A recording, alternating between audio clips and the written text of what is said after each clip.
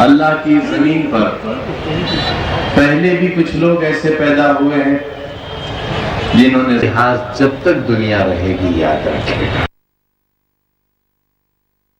کا ذکر کریں گے تو یاد رکھو برائی کو بھی بھولیں گے نہیں لوگ. جو لوگ زمین پہ فساد پیدا کریں گے، انسان کو انسان سے لڑائیں گے، چھوٹی بات کریں گے، بڑے عہدوں پر بیٹھ کر زمین کو خون سے رنگنا. زمین والوں کے ساتھ انصاف کرو، اور اگر تم زمین والوں کے ساتھ انصاف نہیں کرو گے تو انصاف آسمان والا. یاد رکھنا، جب آسمان والا انصاف کرے گا تم اس کی ٹاپ نہیں لا پاؤ گے، اس انصاف کو برداشت نہیں کر سکو گے. بھج اور انجار میں ہوائیں چلی تھی، زمین پھٹ گئی تھی. جو لوگ گھروں کے اندر تھے زلزلے کی وجہ سے گھر چھوڑ کر بھاگے، گھر گر گئے، لیکن موت انتظار کر رہی تھی. گھروں سے باہر نکلے، زمین پھٹ گئی اور اس کے اندر دفن ہو گئے. یاد کرو، اللہ سے پناہ مانگو. انسانوں کے ساتھ ظلم اور ناانصافی کرنے والوں، بچوں کو تیزاب کے ٹینکوں میں گرانے والوں، ہندو اور مسلمانوں کو لڑاؤ مت. ہندوستان گلدستہ ہے، اس میں کئی رنگ کے پھول رہتے ہیں، کئی خوشبوؤں کے پھول رہتے ہیں. اتہاس کو کیا کہہ دیا تم نے؟ اتنا بڑا آدمی، اتنی چھوٹی بات. 131 کروڑ کے ہندوستان کے بادشاہ. ہم نے تو بچپن میں یہ سنا تھا، چھوٹا منہ بڑی بات، مگر تمہیں دیکھا بڑا منہ. پریرنا لیتے ہو تو کس سے؟ گجرات کے گدھوں سے. واہ، بادشاہ سیلیوٹ کرتے ہیں اب آپ کو. کیا کہتی ہوگی دنیا؟ واہ ہندوستانیوں، کسے پردھان منتری بنا دیا. ایک ہنسی کی بات تھی، ایک ہنسی کی بات تھی جو ہمارے مکھیہ منتری نے کہی تھی، مگر وہ ہنسی کی بات، وہ ایک گدھے والا اپنے گدھے کو پیٹ رہا، گدھا رو رہا تھا، اور گدھے نے روتے روتے پوچھا کہ مالک بتا مارتا کیوں ہے؟ مالک نے کہا یہ بتا کہ کیا یہ مشورہ پردھان منتری کو ڈی مانیٹائزیشن کا تو نے دیا تھا؟ گدھا بولا مالک گدھا ہوں مگر اتنا بڑا گدھا بھی نہیں ہوں. واہ بادشاہ، پھر لائن میں لگا دیا سب کو. میرا پیسہ، میں بے ایمان، اور وہ بے ایمان وجے مالیا لاکھوں کروڑ روپیہ لے کر ہندوستان سے بھاگ گیا. ہندوستان کی عدالت نے کہا، بھارت سرکار سے کہا کہ اس بھگوڑے کو گرفتار کر کے لاؤ. بادشاہ، تم نے اسے گرفتار کرنے کے بجائے بھدوئی کے مزدوروں کی محنت کا پیسہ، اتر پردیش اور ہندوستان کے محنت کش مزدوروں کا پیسہ جس سے ہندوستان کا خزانہ بھرا جاتا ہے، اس خزانے سے تم نے اس بھگوڑے کا قرض ادا کر دیا، اس کا پیسہ معاف. حساب دو بادشاہ، حساب دو. ایک بھگوڑے کو ہزاروں کروڑ روپیہ محنت کش ہندوستانیوں کو دینے کا حق کہاں سے ملا؟ بہت آسانی سے کہہ دیا آپ نے، اور کہا کہ میں تو فقیر ہوں، تھیلا لوں گا چلا جاؤں گا. میرے فقیر، جانے تو دوں گا آپ کو، لیکن تھیلا رکھ کے جانا ہوگا، تھیلا نہیں لے. اور کیسا فقیر ہے آپ کا؟ اے مالک سبحان اللہ، ہر فقیر کو نریندر مودی بنا دے۔ 80 کروڑ کے کپڑے 2 سال میں۔ فقیر تو ایسے ہوتے ہیں کہ جو لباس پہن لیا بس جنازے کے ساتھ ساتھ چلا گیا، اور یہ فقیر جو لباس ایک بار دیکھا 2 گھنٹے بعد وہ لباس پھر کبھی نہیں دیکھا۔ یہ ہے ہمارے دیش کا فقیر۔ اور کیسا فقیر ہے؟ نیکی آئی دل میں، اور کیوں آئی؟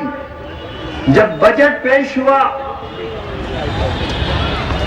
تو ایک رام لال میرے دوست ہیں، انہیں کرشن بہادر کو موبائل پہ نمبر ملایا۔ ہاں بھائی رام بھائی کیا ہوا؟ اجی ان کا نمسکار، جے شری رام۔ ہم بڑے خوش لگ رہے ہو۔ بولے 50 کروڑ تک کا کاروبار کرنے والے آپ لوگ بیٹھے ہو بھدوئی والوں، 50 کروڑ تک کا جن کا ٹرن اوور ہے 1 سال کا، انہیں 5% کی چھوٹ دے دی گئی۔ ارے ان کا صحیح کہہ رہے ہو؟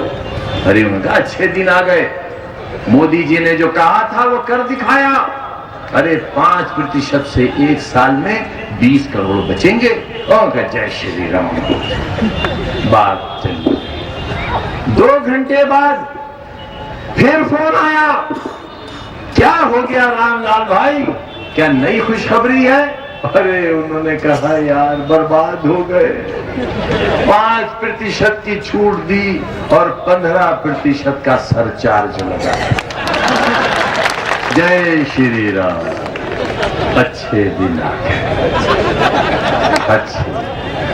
بھدوئی والوں، ہمارے یہاں مندر مسجد برابر ہے۔ مودی جی گزر رہے، سوچا اندھے آنکھوں سے جب پیالے میں اٹھنی ڈالنے لگے تو دیکھا پیالہ تو بہت بھرا ہوا ہے، نیت خراب ہو گئی، اٹھنی ڈالی، 12 روپے اٹھا لیے۔ کیوں اٹھا لیے؟ اس لیے کہ فقیر اندھا تھا۔ اگر آنکھوں والا ہوتا ہاتھ رکھ لیتا، اپنے پیسے نہیں اٹھانے دیتا۔ آنکھیں کھولو،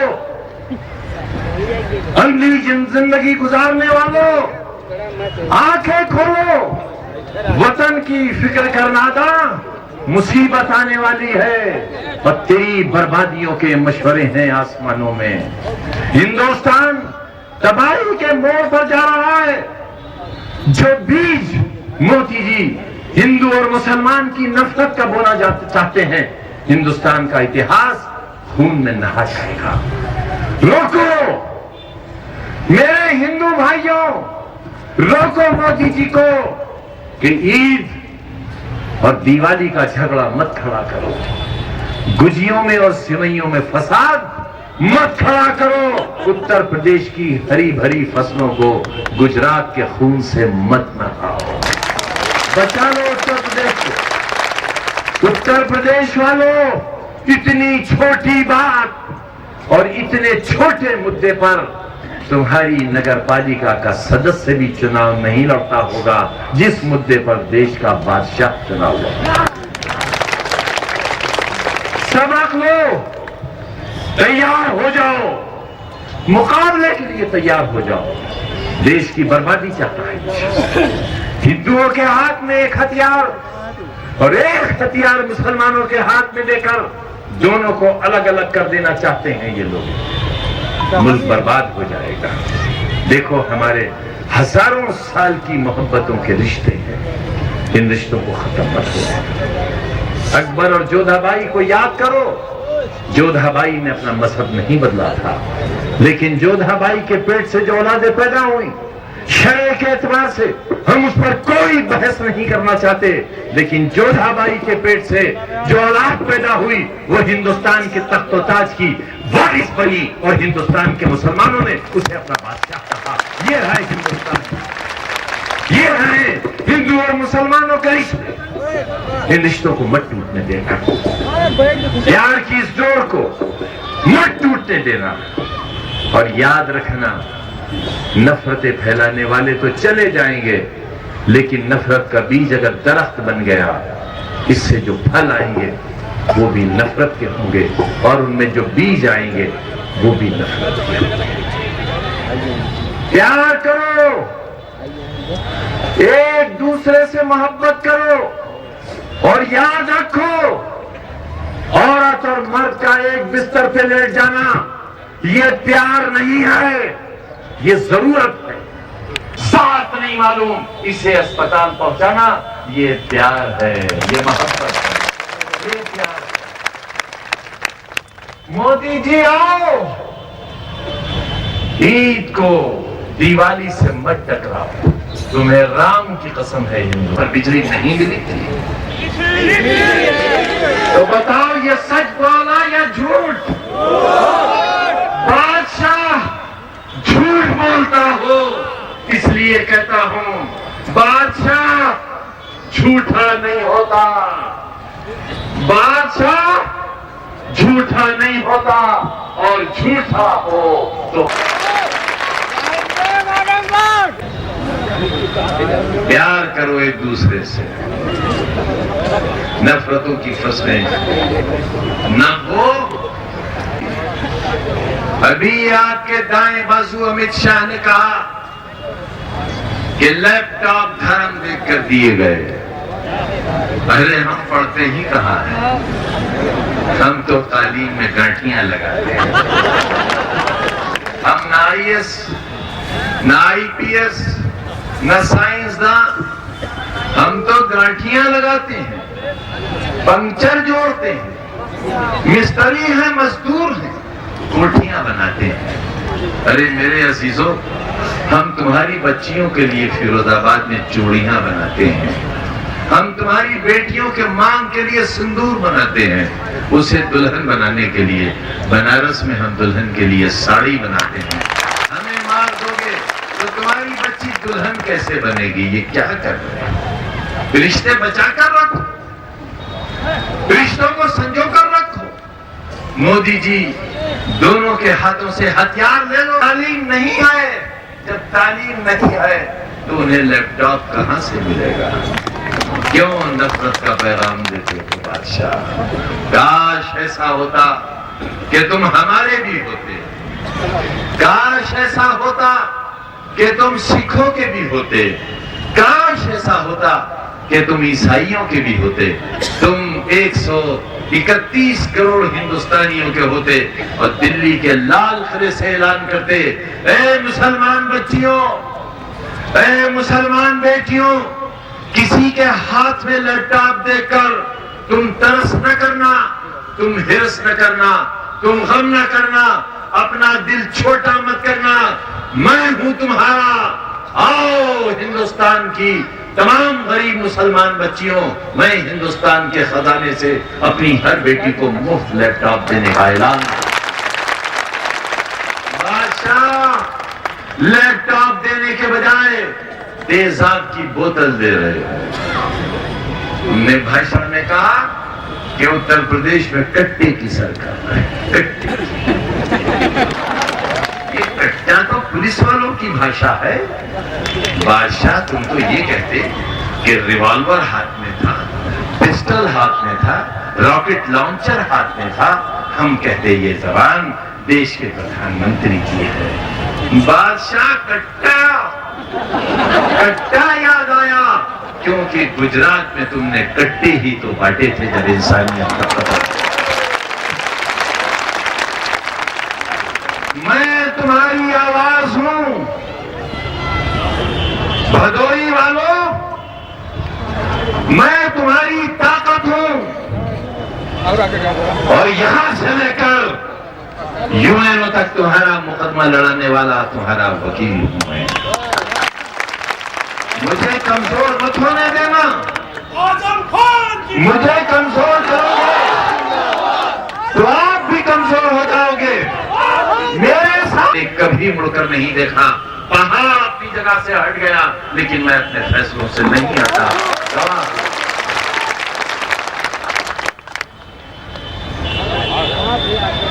بھائی ہے یہ، اور ایک عظیم ماں کا بیٹا ہے، عظیم ماں کا۔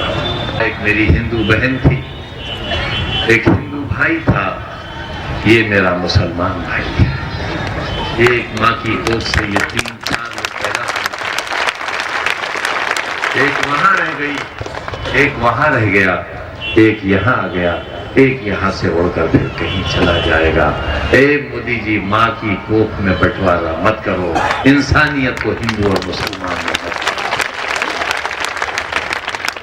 یاد کرو مودی جی، کس نے مارا باپو کو؟ کون تھا؟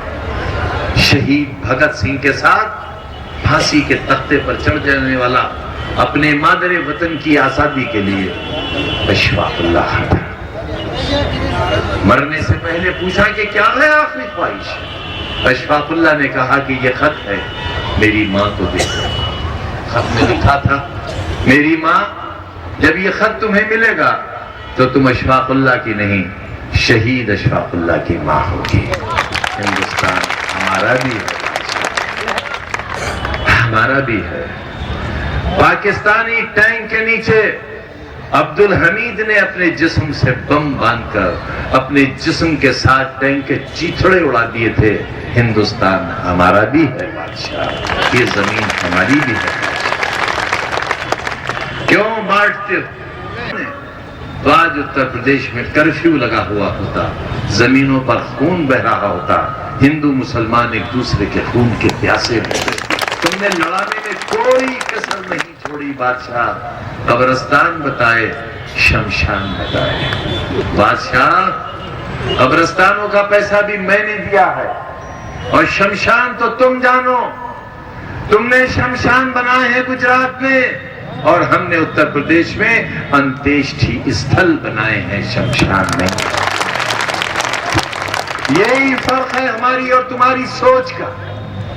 تم کہتے ہو کہ سارا خزانہ لٹا دیا، 226 کروڑ روپیہ، 10 کروڑ روپیہ انتیشٹھی استھلوں کو دیا۔ کیوں دیا؟ قبرستانوں کو کیوں دیا یہ پیسہ؟ کیونکہ قبرستانوں سے روز دنگے ہوتے تھے، جھگڑے ہوتے تھے۔ میرے ہندو دوست مجھ سے کہتے تھے کہ اعظم بھائی، ایک ساتھ رہتے ہیں ہندو مسلمان، قبرستان ہمارے گھر کے سامنے بھی ہے اور مسلمان کے گھر کے سامنے بھی، اس کا کچھ علاج کر۔ ہم نے ان کی دیواریں بنوا دی۔ مسلمان تو خوش ہوئے ہی، لیکن ہندو سماج بہت خوش ہوا، کیونکہ ان کے محلوں کی خوبصورتی بڑھ گئی، ان کے مکانوں کی قیمت بڑھ گئی۔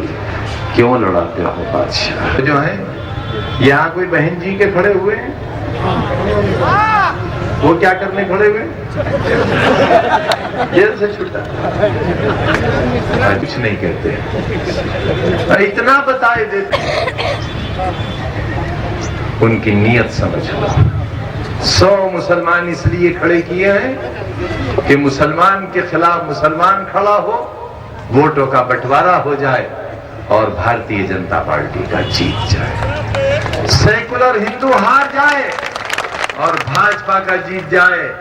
مایاوتی جی 100 ٹکٹ نہ دیے ہوتے، بس ایک دیا ہوتا اور کہا ہوتا کہ میں 4 بار مکھیہ منتری رہ لی، اب ایک بار 1 ٹکٹ دے رہی ہوں اور اسے مکھیہ منتری بنا۔ سب جانتے، جس کی جتنی سنکھیا بھاری اس کی اتنی حصے داری۔ ایک ساتھ کیا بہن جی، آپ نے کوئی کام، اگر ایک پارک تمہارے اجداد کے نام سے بنا ہو، ایک بس، ایک 2 نہیں، اگر ایک پارک بھی کسی مجاہد آزادی کے نام سے تمہارے بنا ہو، جاؤ سارا ووٹ بسپا کو دے دینا۔ ایک اور سرکار آئی، اس میں ضلع بنائے، اور اکبر بادشاہ جس نے اسلام چھوڑ کر دین الہی چلایا، آپ نے اس بیچارے کے نام کو بھی بدل دیا۔ ایک بھی ضلع تمہارے اجداد کے نام سے نہیں بنا، ایک بھی۔ پر نعرہ کیا تھا؟ جس کی جتنی سنکھیا بھاری، اس کی اتنی حصے داری۔ نوجوانوں، تمہارے موبائل میں کہ کٹر پنتھی مسلمانوں کو سبق سکھانے کے لیے، کون ہے کٹر پنتھی مسلمان؟ ان کی نظر میں جس کے چہرے پر داڑھی ہے، ماتھے پہ نماز کا نشان ہے، حج کرتا ہے، اللہ سے ڈرتا ہے، انسانوں سے محبت کرتا ہے، ملک سے غداری نہیں کرتا، وہ کٹر مسلمان ہے۔ ان کے لیے کہتی ہیں کہ کٹر پنتھی مسلمانوں کو سبق سکھانے کے لیے ہم نے اپنے کاریہ سے کہا کہ اپنا ووٹ بی جے پی کو ٹرانسفر کر دو اور کٹر پنتھی مسلمانوں کو ہرا کر سبق سکھاؤ۔ اگر یہ بات غلط ہے، یہ بات غلط ہے، تو بھدوئی والوں پتھر مارو اور ہلاک کر دو، اور اگر یہ بات صحیح ہے تو تمہیں پروردگار کی قسم ہے، مٹا دو اسے جو تمہارے نام کو مٹا دو۔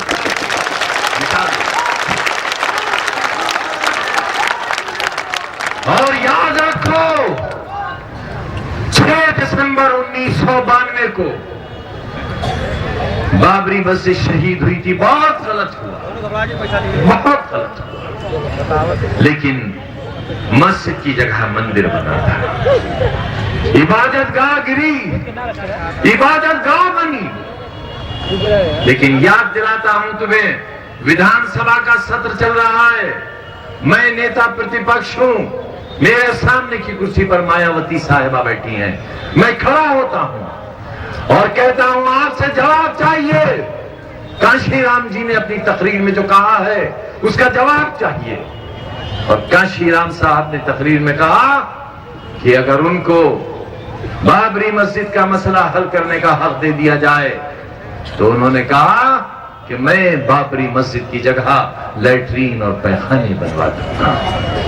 اے مسلمانوں، آنکھیں بند کرو، تصور کرو، روز حشر ہے، اپنے مالک کے سامنے کھڑے ہو اور اللہ کا یہ سوال ہے کہ اے مومن بتا، جو میرے گھر پہ لیٹرین اور پخانے بنوا رہا تھا تو اسے اقتدار کی کرسی کیسے دے رہا تھا؟ بتا میں تیرے ساتھ کیا معاملہ ہے، کیا جواب، کیا ٹوٹ جائیں گی، اپاہج ہو جائیں۔ اور یاد رکھنا، اپاہج ہاتھ میں پیالہ بھی نہیں رکتا، اور جس ہاتھ میں پیالہ نہیں رکتا اس ہاتھ کو زمانہ بھیک بھی نہیں دیتا، بھیک بھی نہیں دیتا۔ اپنی انگلیوں کو بند کرو۔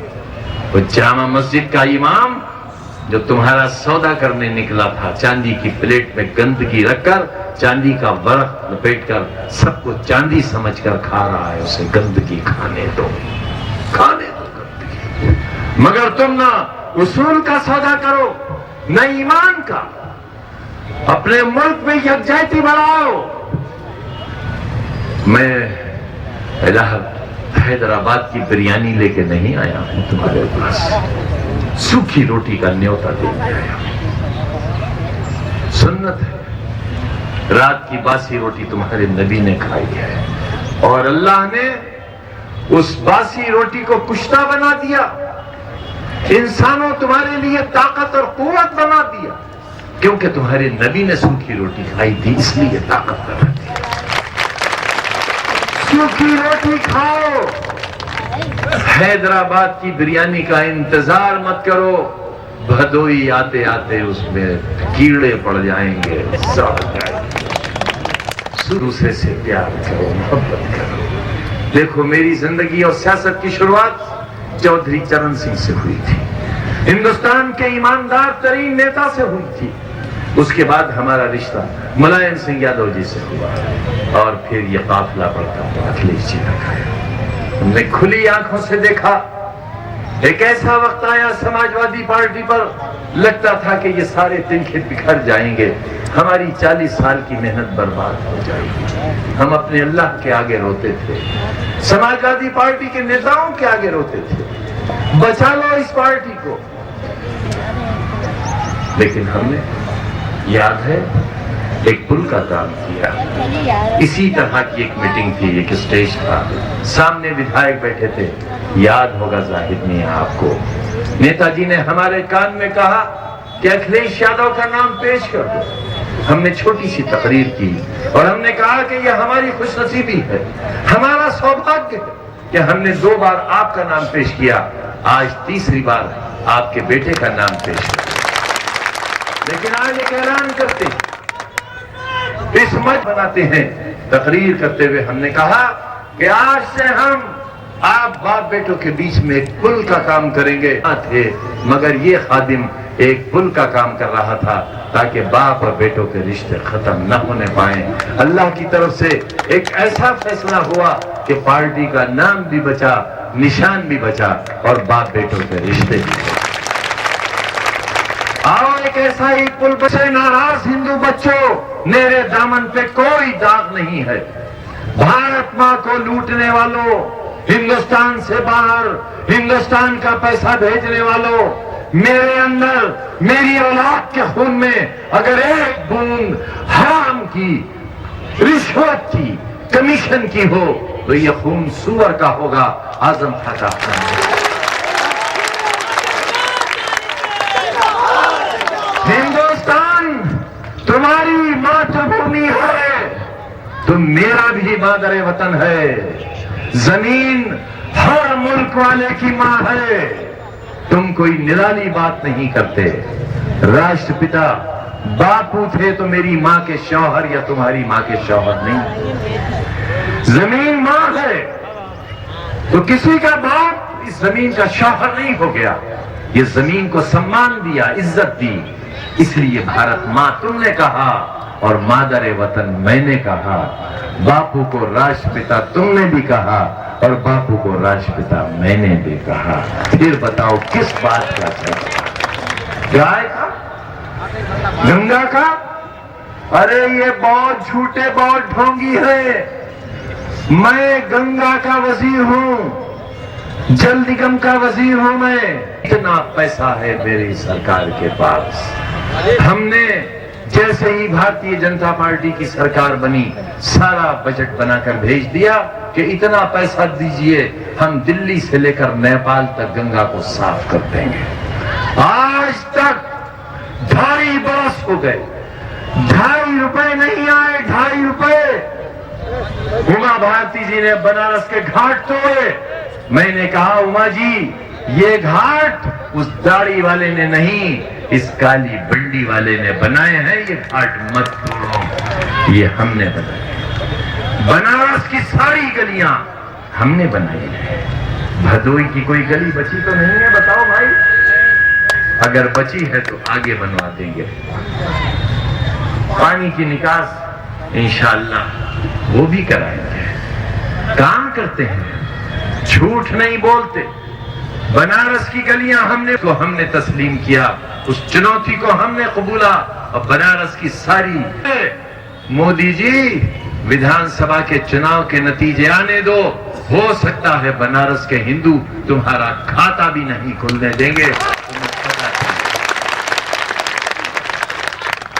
گائے اور گنگا، تم کہتے ہو گنگا گندی ہو گئی، میں مسلمان ہوں، میرا قرآن، میرا اسلام، میرا اللہ، میرا نبی یہ کہتا ہے کہ بہتا ہوا پانی پاک ہے۔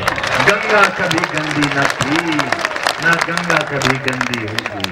گنگا کا پانی وضو کے لیے جائز، نہانے کے لیے جائز، پینے کے لیے جائز۔ ارے ہم تو گنگا سے وضو کرتے ہیں، نماز پڑھتے ہیں، عمرہ کرتے ہیں، جہاد میں بیٹھتے ہیں اور جا کے حج کرتے ہیں۔ گنگا پاک تھی، گنگا پاک ہے، مگر تمہارے ذہن کل بھی گندے تھے، آج بھی گندے ہیں۔ گنگا گندی ہے۔ وہ ایک مدھیہ پردیش کے مکھیہ منتری نہانا پڑتا ہے۔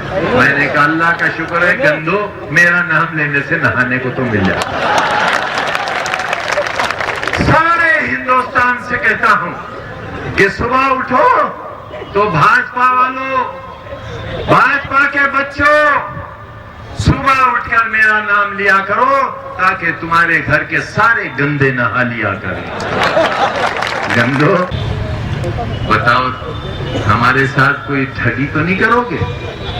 ہیں تم میں سے کوئی پردھان منتری تو ہے نہیں، جھوٹا تو نہیں بیٹھا ہے کوئی یہاں؟ نہیں ہے نا؟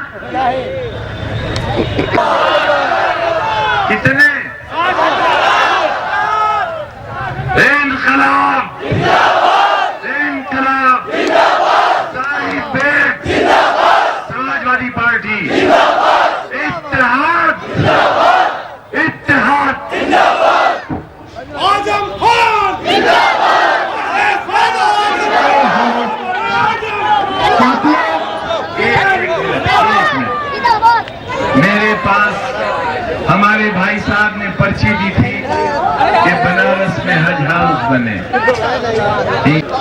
لکھنؤ کا حج ہاؤس بھی اس خادم نے بنوایا، اور کسی اسلامی ملک میں بھی ایسا حج ہاؤس نہیں ہے جیسا اعلیٰ حضرت حج ہاؤس غازی آباد کا۔ مگر میں اگر حج ہاؤس سے سفر کرتا ہوں تو ہندو مسلمان یہاں آتی اور